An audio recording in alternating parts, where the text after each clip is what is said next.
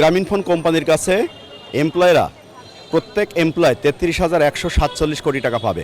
এই টাকার 4,000 এমপ্লয়ের টাকা 4,000 এমপ্লয় প্রত্যেকে 33,147 কোটি টাকা পাবে।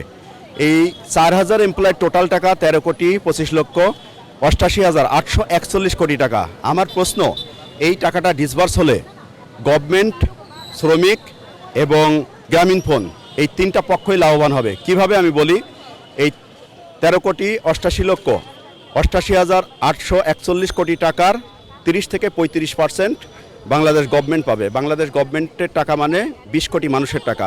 গভর্নমেন্ট এখন প্রতি মাসে ব্যাংক থেকে ঋণ নিয়ে এই দেশটা চালাচ্ছে।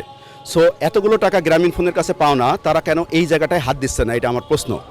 দ্বিতীয় কথা, এই শ্রমিকরা 16 বছর ধরে আইনের নাটক করে, মামলার নাটক করে 16 বছর ধরে এই পাওনাটা গ্রামীণফোন আটকে রেখেছে। যখনই যাকে যেখানে ঘুষ দেওয়া লাগে সেখানেই ঘুষের বিনিময়ে সবার মুখ বন্ধ করে গ্রামীণফোন এই টাকাটা আটকে রেখেছে। আর গত 17 মাস গ্রামীণফোনের এই যে ফিমেল কলিগ, এই যে আমাদের সহযোদ্ধা সবাই গত 17 মাস ধরে রাস্তায় রাস্তায় ঘুরছে ন্যায্য পাওনার জন্য।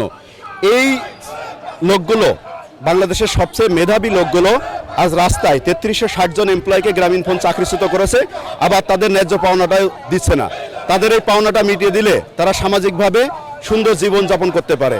তাহলে এখানে দুইটা বিষয় আমরা পাইলাম, গভর্নমেন্ট তথা দেশের 20 কোটি মানুষ লাভবান হবে, শ্রমিকরা লাভবান হবে, এবং এই কোম্পানি এই পাওনাটা মিটিয়ে দিলে এই কোম্পানি আবার তাদের আগের ডিগনিটি এবং আগের রেপুটেশন